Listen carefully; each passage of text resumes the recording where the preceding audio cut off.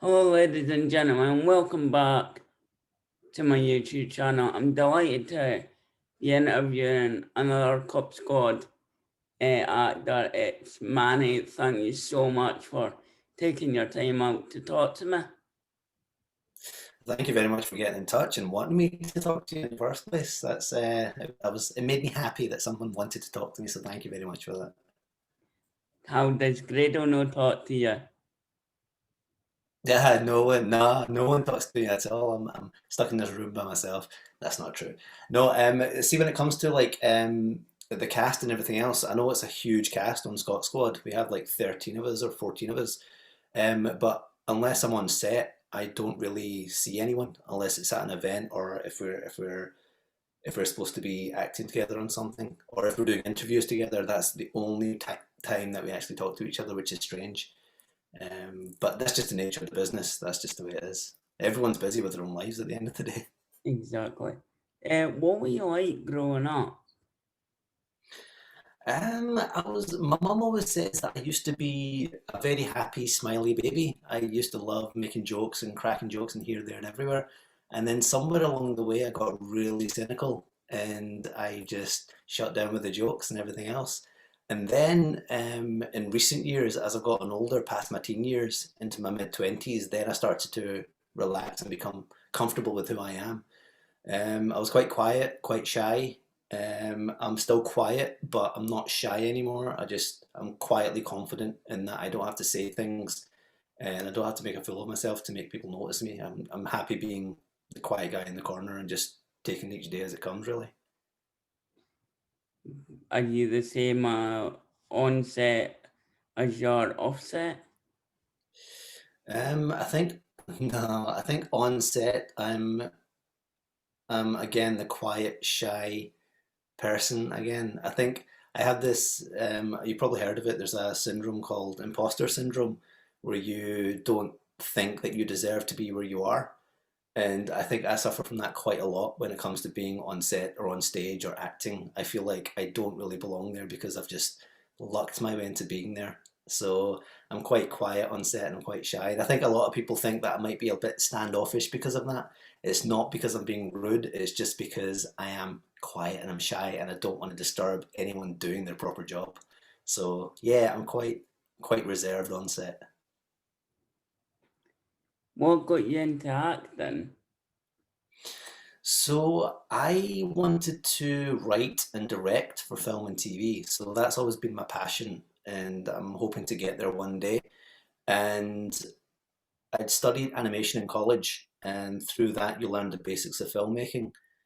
And there's this thing where when you know the basics of filmmaking, the thing everyone tells you is just go and do it. You don't learn filmmaking from studying it. You learn it by doing it. So I started doing it. I started making short films with friends and everything else. And I was quite comfortable in the directing side of things, but I wasn't quite comfortable with how to interact with actors. And I didn't know what the actors went through on the other side of the camera. And I thought the best way to experience that was to do it myself. So I found a community theatre course in Glasgow and I joined that. And when I started to get really into the acting side of things, when they were giving us notes and everything else, I really enjoyed it.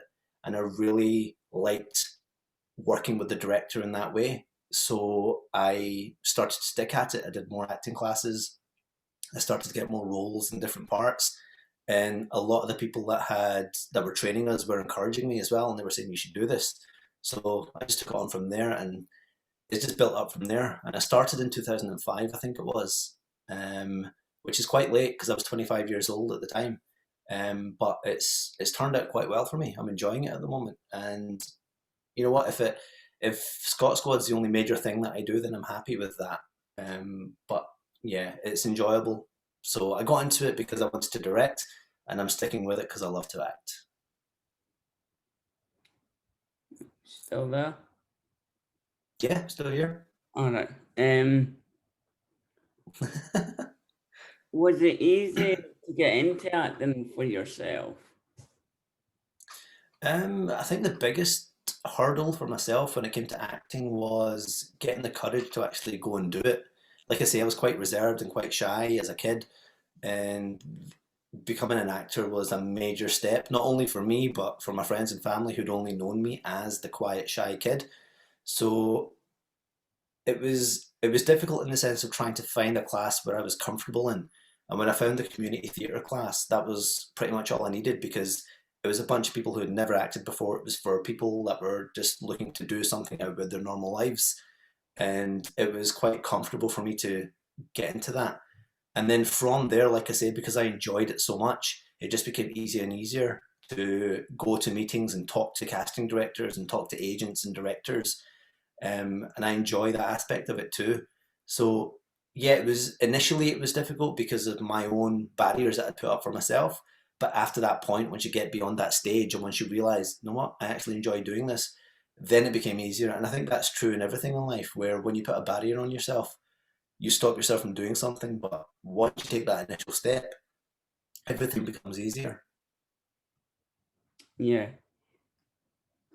What were you like as a teenager? As a teenager, oh, as a teenager, I was quite a moody wee teenager, I have to be said. I was it was a weird one because I grew up in you're based in Edinburgh, is that right? No, I'm based in the Scottish borders. Ah, okay, so there you go. So yeah, I grew up in Glasgow, in the west end of Glasgow, up beside Maryhill, which was quite a rough area, especially for Asian people. It wasn't a very nice time growing up in the early 90s to mid 90s. I used to get a lot of racist abuse. So as a teenager, I became very insular because of everything that was happening out in the street. When I'd go home from school, when I'd go out with a weekend or something, I'd always get someone making remarks about the color of my skin or my heritage or whatever it was. And because of that, I became quite insular and I became quite stone faced when I was walking down the street. I didn't want anyone to know what I was thinking or what emotions I was going through. And because of that, I started to listen to a lot of American hip hop, a lot of American rap, and I took on some of the sensibilities that they were talking about being a disenfranchised youth growing up in an ethnic minority. And I was really quite angry at the world because it wasn't fair what I was going through and what other people who were of an ethnic minority living in that area were going through as well. So I was quite, like I say, quite hard boiled and quite insular and didn't want to talk to anyone. But then I went to college and I had to go to college in Greenock, which is about an hour away from Glasgow. And there weren't very many Asian people in Greenock. So I had to make friends with people that weren't my own kind, as it were, in inverted commas. And because of that, because I made different friends of different races and different class settings, my world opened up and I became much more friendly and I became much more open to the world. And I realized that the area that I grew up in isn't the world. There's a much bigger world out there. So I went from being really, really angry at the world to being really, really chill with the world. And I think that's where I am just now, when I'm just like chill. Everything's cool. Like live your own life, don't harm anyone, and just get on with your life and just do your best. And that's the credence that I live by. So yeah, as a teenager, I went through quite a lot in terms of personality shifts. Did you stick in at school or what? No, at school, I hated school. Absolutely hated school. Um, I felt like the teachers weren't helping me as much because I wasn't really good at tests or studying or homework or anything like that. And it felt like the teachers were, excuse me, the teachers preferred to work with the students who actually put the work in, which is in my mind kind of flipped, but it shouldn't be that way because if the students are doing the work, then they're doing the work anyway. The people that aren't doing the work, they need the most help, so you should engage with them more. So I just felt this kind of thing where I don't want to be at school, I don't want to study, I don't want to do homework, and I just couldn't be bothered with it. But now looking back on it, I wish I had studied a bit more. I wish I had put my head in a bit more. I wish I had just paid attention a bit more because education is phenomenal. It's an awesome thing. And when someone's given up their time to teach you things, then you know what, learn it. Because I'm now at an age where I'm learning things and I wish I'd learned stuff before so that I can add to that. But you know what, it's never too late to learn. But yeah, at school, I didn't like it at all. I absolutely hated it. But if you had listened and etc., you wouldn't be in the job that you're in at the moment. Which is a fair point. Which is a fair point. It's always that thing of you look back in hindsight, and hindsight's 2020. And you know what? If I had studied properly in school, my life might have turned out different. But who's to say that I wouldn't still be happy?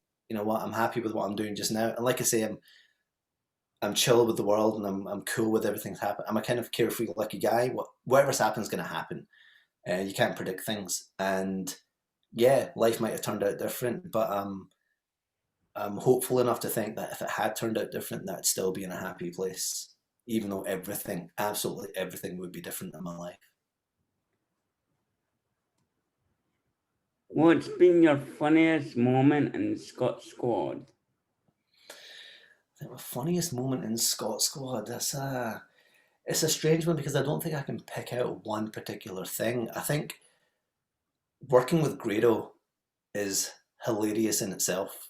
The guy you see I mean, you interviewed him, you know what he's Yeah. like. The guy you see on screen is who Grado is in real life. He just talks and talks and talks, and he's full of funny patter. He's hilarious, and it's when we're doing the interviews to camera, when we're standing side by side, and we have to recap on the event that's just taken place.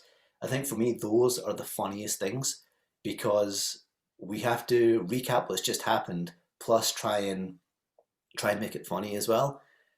And to hear Grado come out with some of the stuff that he comes out with is really difficult to keep a straight face, and you have to keep a straight face.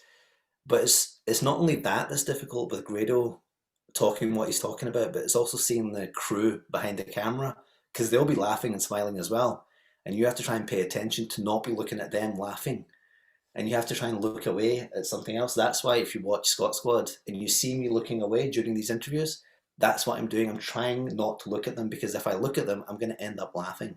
And it's happened so many times. And I feel so guilty because I start laughing when he's saying something really funny. So I couldn't pick one particular thing. The whole thing is fun in itself, but those interview bits I really enjoy doing. Best actor you've worked with? Oh, putting me on the spot here. The best actor. Can I say Grado? That's too easy to say.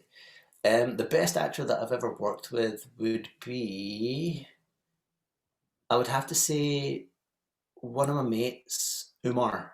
Umar Butt. He's a director now. He's a writer. He works in theatre quite a lot. He is all about performance.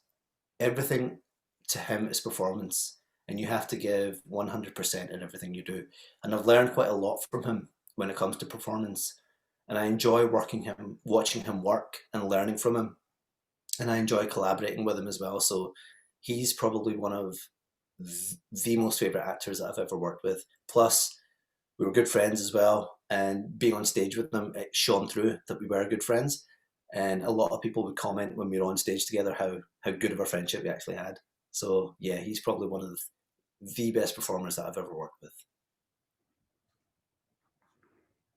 Who's the daftest actor you've worked with?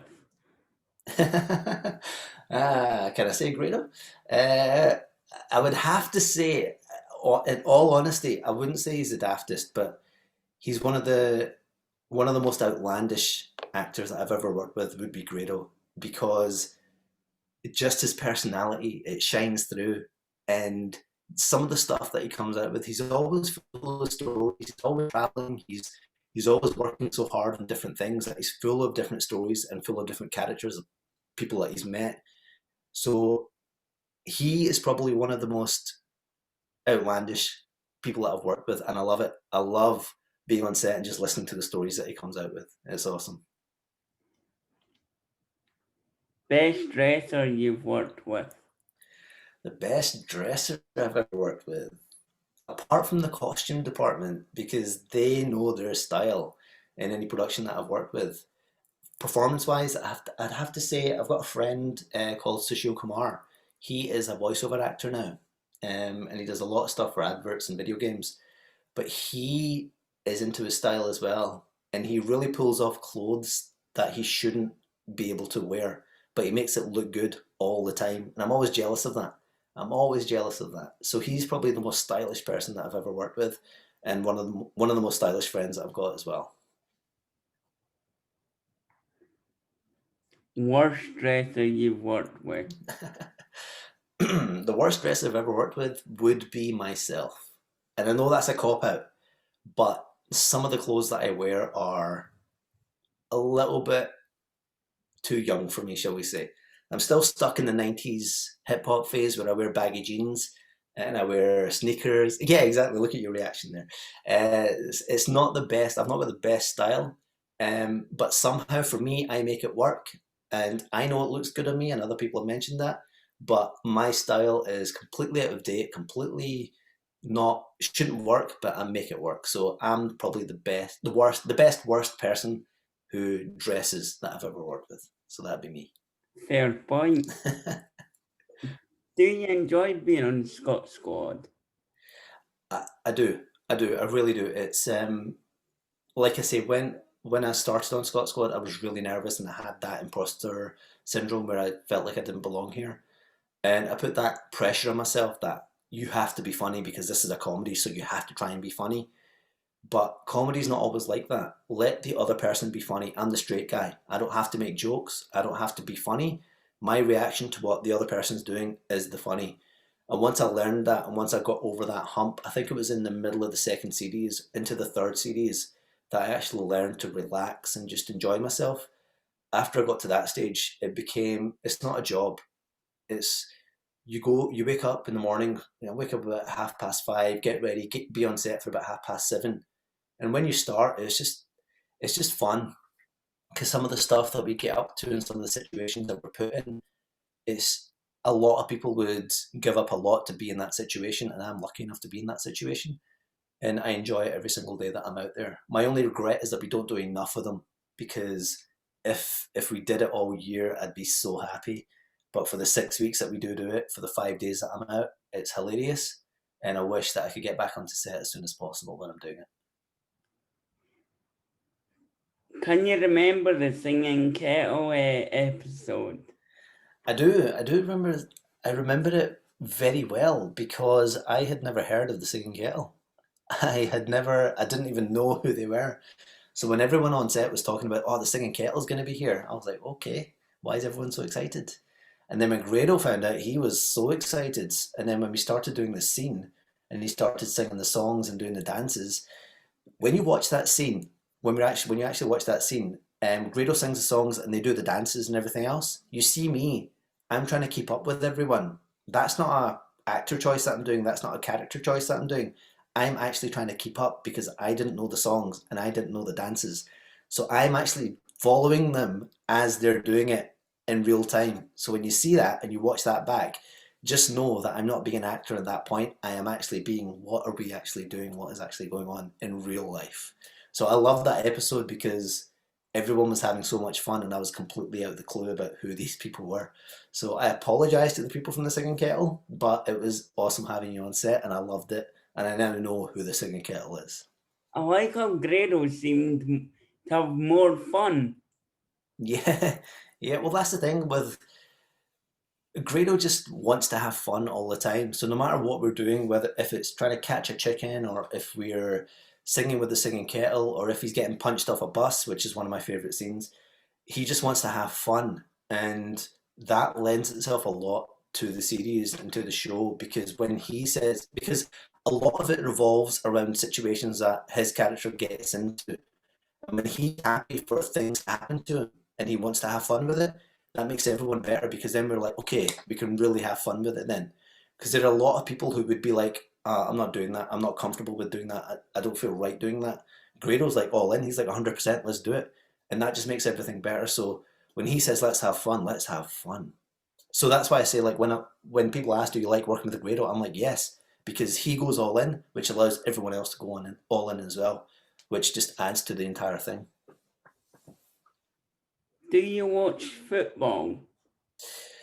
I do. I used to be really into football. I used to, in the late 90s to early 2000s, I was completely into it. I followed it all the time, listened to it on the radio, tried to catch up with it on TV when it was playing. And then as I've gotten older and life gets in the way, life gets in the way, and I can't keep up to date with it as much as I'd like to. So where I used to know where everyone used to sit on the table, now I just follow my own team and their greatest rivals and see what's going on at the top of the table. And at the moment, I'm not watching it at all. I'm putting it to the back of my mind because my team isn't doing all that great. So it is what it is. I'm going. Well, that's my next question. But I'm presuming, I think, what team do you support? I think I've got a rough idea. I support the great Glasgow Celtic, and it was supposed to be a really important year for us. We were supposed to break records and do everything else, and unfortunately, it hasn't turned out that way for various reasons. And you know, it is what it is. Life is what it is. You can't control everything that happens. We've done the 9 in a row. We've done the quadruple treble. We've broken a lot of records on the way. We did the invincible year, and that we don't get the 10. It's it's not the greatest disappointment in the world. I know a lot of people looking at me like, "Oh, you're not a true Celtic fan for saying that." But I've been saying it since last year. I was interviewed by the Celtic View last year, I think it was in summer, and they were asking me what I thought Celtic's chances were for 10 in a row. And I said, I was straight up. I said, look, with the way Rangers played at the start of last season, they were really good and they were on top. And then after Christmas, they completely fell apart and Celtic took over. And then COVID happened and Celtic won the league. Fine, but I wasn't sure whether Celtic were going to win the league this year before the league started because I thought Rangers were, with the performances that they'd put in, they were doing quite well. And Gerrard has done a good job with them. He's turned them around. At the end of the day, you can't deny that because look at how they're playing, look at the points they've accumulated, and they've not lost many games. I don't think they've lost any games in the league this season. So even before the league gets started, I was saying I don't think Celtic will win, and if they do win, it'll be by a point or a point or two. It's going to be really close, and that seems to have come true. The only thing that I was wrong about was at the moment was how close it was going to be. And like I said to you the other day, because we'd had a chat before the interview, if the New Year's game, if the last Old Firm game had gone the other way and if Celtic had won, I think the season would have turned at that point and it would have become really, really close at that point. But I think because we did lose, we played well, things didn't go our way, an own goal, a red card. Um, it's now, I think it's beyond the point of no return now. We can't claw it back. All we can do now is just win every single game that we're supposed to win and try and do the best we can to try and gain back some credence and let people know that we are actually still a good team. We just had a couple of bad months. What show would you like to be in? What show would I like to be in was that? Yeah. Oh, that's a very good question. I'm not, you know what, I haven't got a favourite TV show that I'd say, oh, I definitely want to be in that. I there there's a certain type of actor that there's a certain type of role that I want to play. And whether that comes up or not, that's out there in the world. But I really want to play a bad guy. I love playing bad guys. I love, and not just a typical bad guy where he's bad for the sake of being bad. I like playing bad guys who are layered, who've got different angles to their story, and there's a reason why they're bad, and there's a reason why they're doing certain things.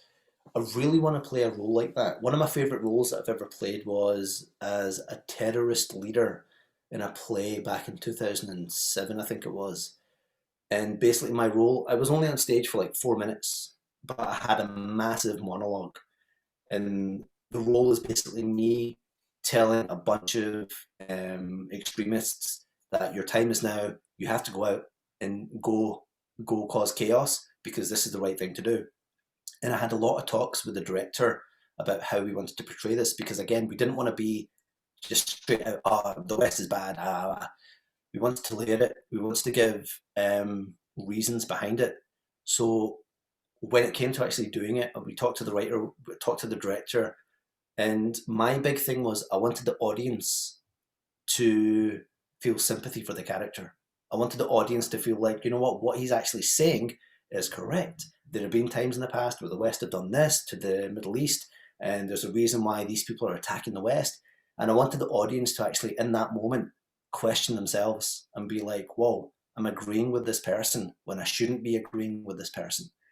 And I like that. I like playing with the audience that way. So if there's a role out there where you're a bad person, but you're doing it for specific reasons, and you can make the audience question themselves, that's the role that I want to play. That's the ideal for me. Because obviously on Scot's Squad, you know the person that plays Bob. Bobby, yeah, Darren. Is he really that person in real life? No, not at all. Bobby. Darren is he's just as funny because Darren is a comedian. The guy who plays Bobby. Darren's got his head screwed on. Darren is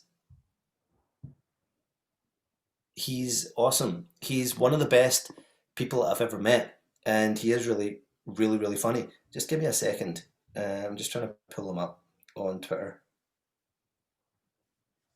Yeah, he's he's really quite serious, and he knows his comedy. He knows his stuff. The character of Bobby is just a really silly person, someone that's really annoying who we kind of know that character in our everyday lives, but he's just taken it to like 150%. But he's not like that in real life. He's actually quite cool, and you can have a proper conversation with him. And I think because he is such an iconic character, it's a shame because people associate Darren with Bobby so much. But he's not like that at all. He's actually, like I say, he's one of the coolest people I've ever met, and he's quite chill. And yeah, Darren's awesome. He's awesome. What about the Chief?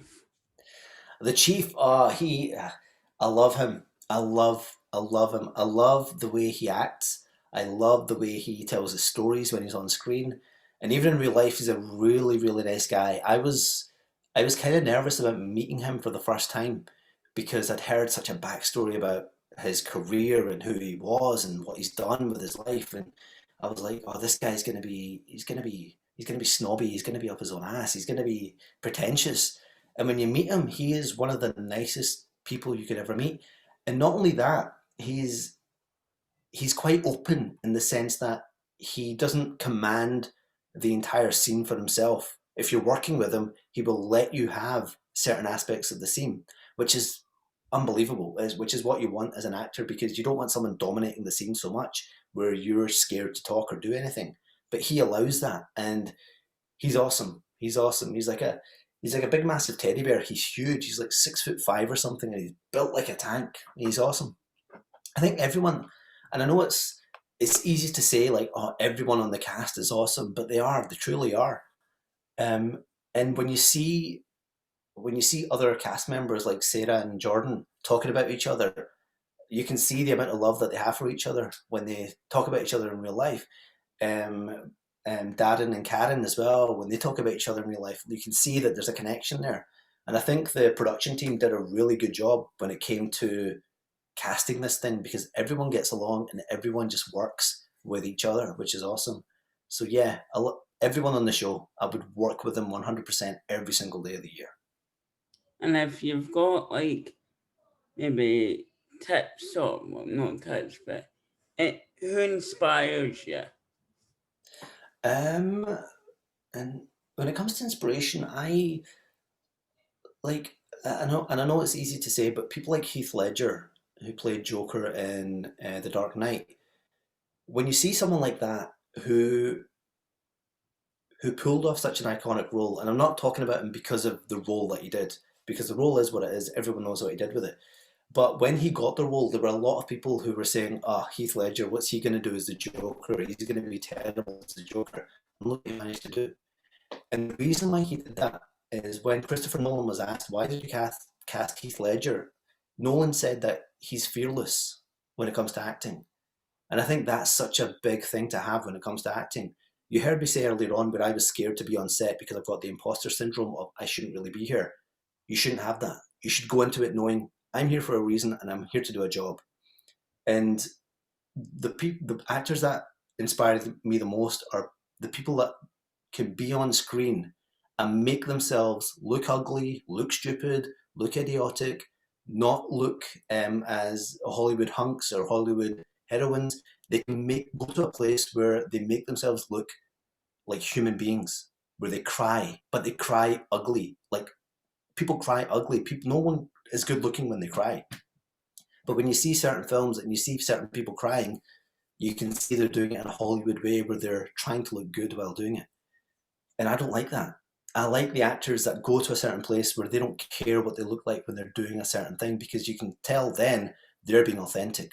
They're not acting anymore. They're actually taking themselves to a place where they're beyond performance now. And I think those are the actors that I really latch onto, because that's who I want to be. And don't get me wrong, there's plenty of times where I've been acting and I found myself doing where I've said, oh, I can't act this way because it will make me look a certain way. And I have to get over that, because then it's not about acting and it's not about performance. It's about your ego at that point. And you have to get over your ego if you want to be a truly great actor. So, yeah. Yeah, but I mean, it was good to obviously get you on. Thank you very much. Like I say, anytime, and thank you very much for reaching out. Um, yeah, I'm liking what you're doing. How long have you been doing this? I'm only a year into it. Wow. It's good. You're doing very, very well. And I hope it grows. I hope you get more subscribers and I hope you get more viewers as well, because I like what you're doing. But what I'll do is, once obviously say thanks for joining, I'll carry on talking to you if that's all right. Yeah, sure. Thank you very much. Right, thank you so much for letting me talk to you. And folks, if you have, please make sure to go and subscribe. Thank you.